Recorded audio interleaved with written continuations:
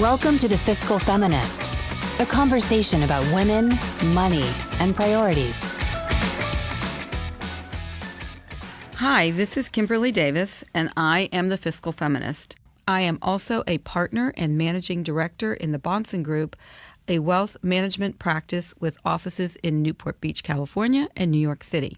Today, I am going to be talking to you about a pretty heavy topic. It's the complexity of financial abuse. It's not as uncommon as we think, and there are different types of it with different levels of severity. It can involve your romantic partner, your parents, your siblings, or your employer. So what exactly is financial abuse? Financial abuse is not as black and white an issue as most of us think it is. In most instances, we think of it in the context of a relationship with a romantic partner, a husband, a boyfriend, whoever our partner happens to be, and often it is exactly that. But financial abuse can also occur in circumstances where parents financially abuse their children, or elderly parents are financially abused by their children, or even employers and bosses preventing an employee from questioning their salary and financial rights in the workplace. Financial abuse is essentially using money as a weapon to exert the ultimate form of manipulation to maintain power and control over another person. It really is pretty much all about control. So what does it look like? It can be very overt and it can be subtle, but it's still exercising control. So what does it look like? With a husband, a partner, a boyfriend. Sometimes the financial abuser is the breadwinner and they will withhold their money or hide their money. Other times they are not the breadwinner, but they're more of a financial leech who lives off the fat of the land but still exercises control. Financial abuse is a common tactic used by people who choose to abuse through control and isolation of their partner. Blending financial resources is frequently a tricky endeavor, and it can often result in abuse by one party. Financial abuse can have many different looks, and it's not always such a clear-cut thing. So some of the ways that it can manifest itself include giving an allowance and closely watching how you spend it, or demanding receipts or purchases. Every time you come in with something that you bought, the person cross-examines you as to what it is you bought, how much it cost, did you really need it? But, it's a strident cross-examination. Placing your paycheck in their bank account and denying you access to it. Preventing you from viewing or having access to the bank accounts. Forbidding you to work, or limiting the hours that you work so that you remain dependent on this individual. Forcing you to miss or leave work early or be late for work. Persuading you to have a lesser career so that you make less money than the person that is the abuser. Maxing out on credit cards in your name without permission, or not paying the bills on credit cards, which then ruins your credit score. Forcing you to file fraudulent legal financial documents. This could include tax returns. If taxes go unpaid, your money could get garnished very quickly by the IRS, even though you're unaware of the situation. Now, there are things that you can do to ameliorate that, but the initial shock of seeing your money taken out of your bank account can be quite shocking. Stealing money, credit, property, or identity from you or your family and friends. Using funds from children's savings accounts without your permission.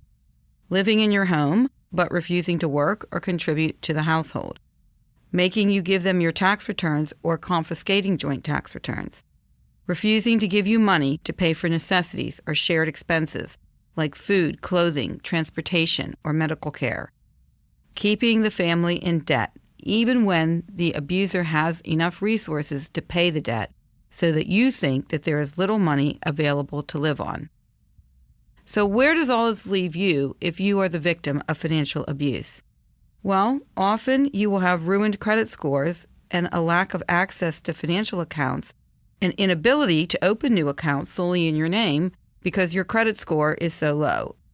You will now have sporadic employment histories if you have been prevented from working, which make it difficult to re-enter the workforce due to large gaps in employment history and outdated skills.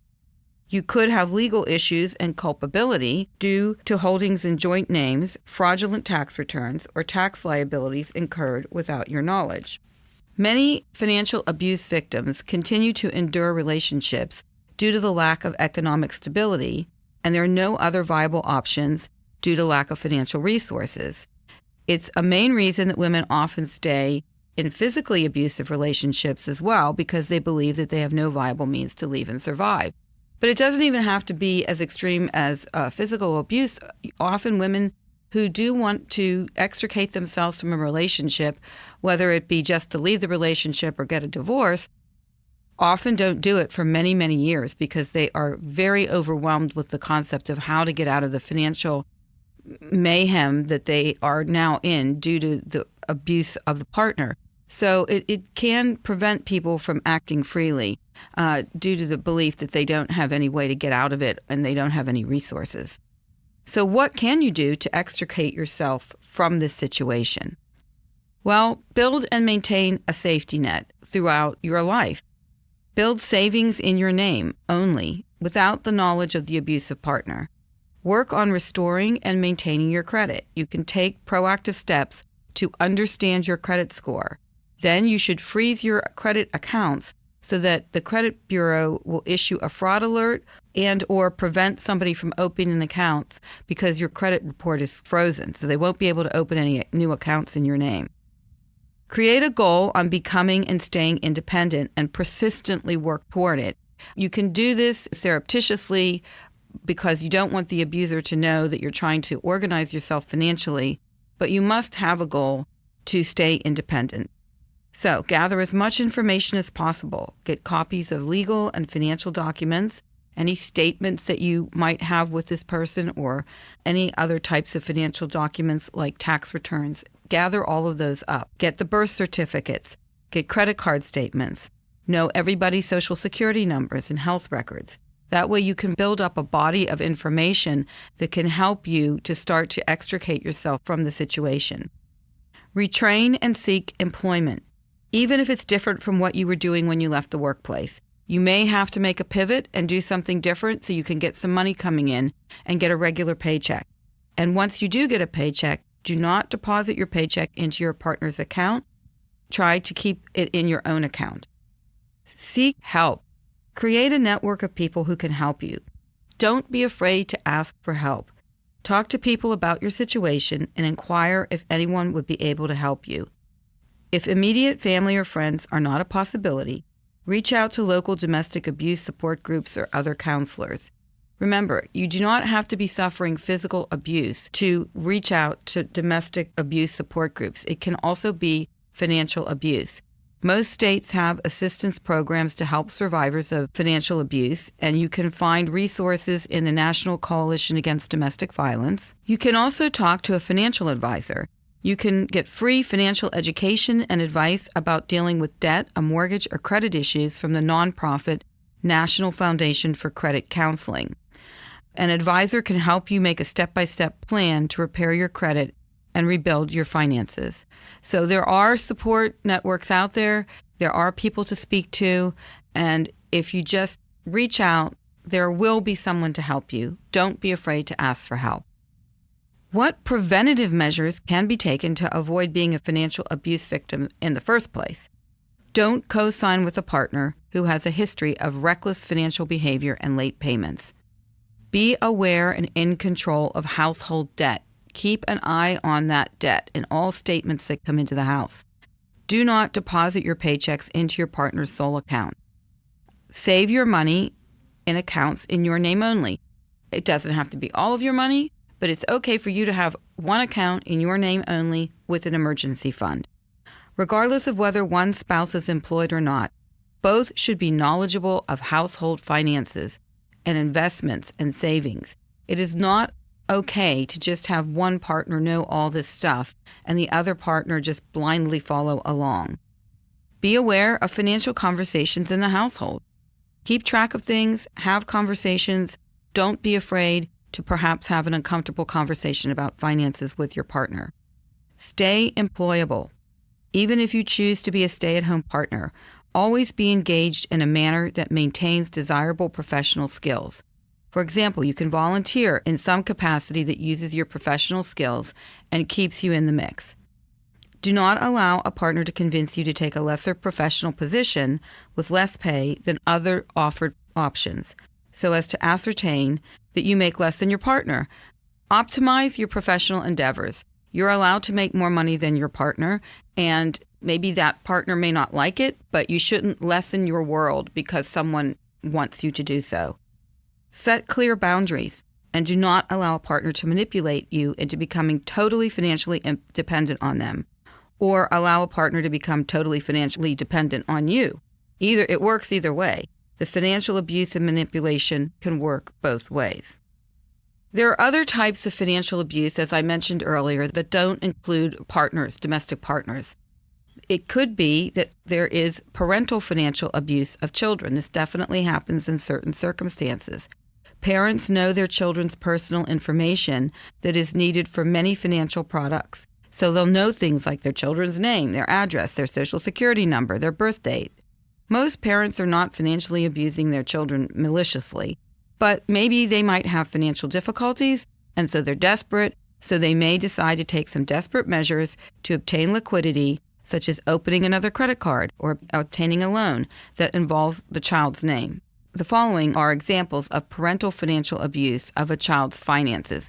And remember, when I say child, it doesn't have to be a small child. It could be an adult child. Open a credit card in the child's name and use it to run up a balance that the parents cannot pay fully. Take out a loan with the child's information and default on the loan. Use the child's information to get a mortgage on a home. Co-sign a loan and take out more money than the child needs, then the parents spend the difference. Apply for consumer goods like a cell phone in the child's name. Then the parents don't pay the bill, which goes to collections under the child's name. If you become aware that your parents have used your identity to obtain credit cards or loans, pull your credit report. Freeze your credit report. Have a conversation with your parents and ask them to step up and take responsibility. Take measures to pay off the loan and speak to the lender to see if you can establish a loan payment. Explain the situation. Those are some tips that can help a pretty uncomfortable situation. And then there is the financial abuse of the elderly. Financial abuse among the elderly is growing exponentially, and often the perpetrators are family members and caregivers. The National Center on Elder Abuse reports that almost 58% of perpetrators of financial exploitation of older adults are family members, 17% are friends and neighbors, and 15% are home care aides. Often, if family members have substance abuse issues, gambling problems, or financial issues they just can't escape, they will use a senior parent's assets to attempt to solve their problems.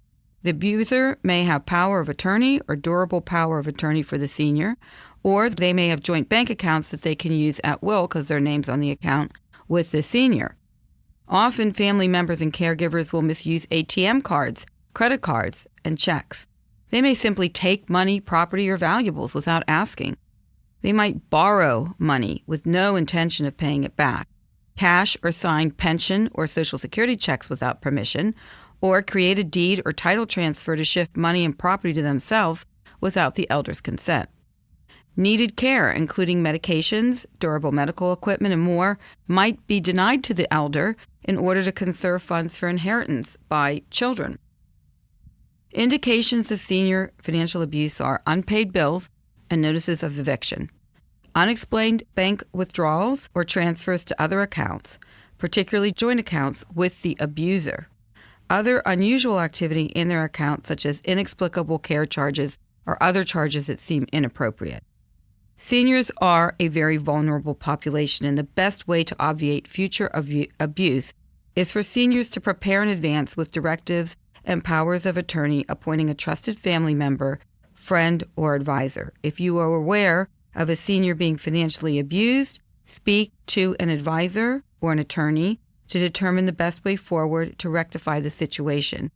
If the abuser, in fact, has power of attorney, then you have to have that power of attorney revoked immediately. So you should definitely consult legal counsel. And lastly, there can be financial abuse in the workplace. It can occur if an employee is constrained from questioning financial arrangements and compensation because a supervisor or boss reacts with anger and threatening behavior when approached with questions. This is a way of controlling the employee and not letting the employee complain or question certain situations that involve their compensation. In this situation, you should discuss the situation with your human resources department, your boss's superior, or seek legal counsel. It is also prudent to document your conversations with your boss and to set forth his reactions in the conversations so that you do have a paper trail documenting your conversations. These are just some forms of financial abuse that I wanted to highlight. There are many nuances to financial abuse. It may not always be obvious to the outside world, but it does exist, even if you can't see it overtly, and it can most definitely prevent the abused party from acting freely and independently, and it can cause mayhem in their lives. Hence, it is imperative that we take responsibility in knowing the financial facts of our lives and keep a watchful eye over financial transactions, affiliations, and relationships. Always remember, money is power, so don't give up the power. Thank you, and I'll talk to you soon. Thank you for listening to The Fiscal Feminist, a conversation about women, money, and priorities.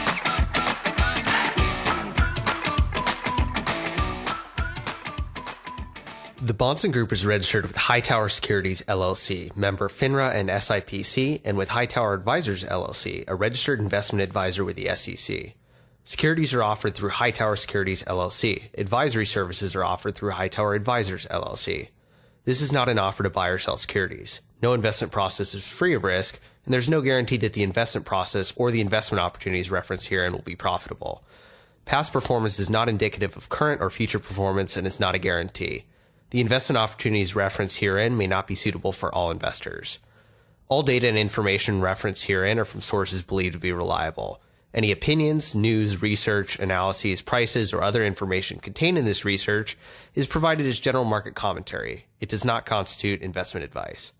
The team in Hightower shall not be in any way liable for claims and make no express or implied representations or warranties as to the accuracy or completeness of the data and other information, or for statements or errors contained in or omissions from the obtained data and information referenced herein. The data and information are provided as of the date referenced. Such data and information are subject to change without notice. This document was created for informational purposes only. The opinions expressed are solely those of the team and do not represent those of Hightower Advisors, LLC.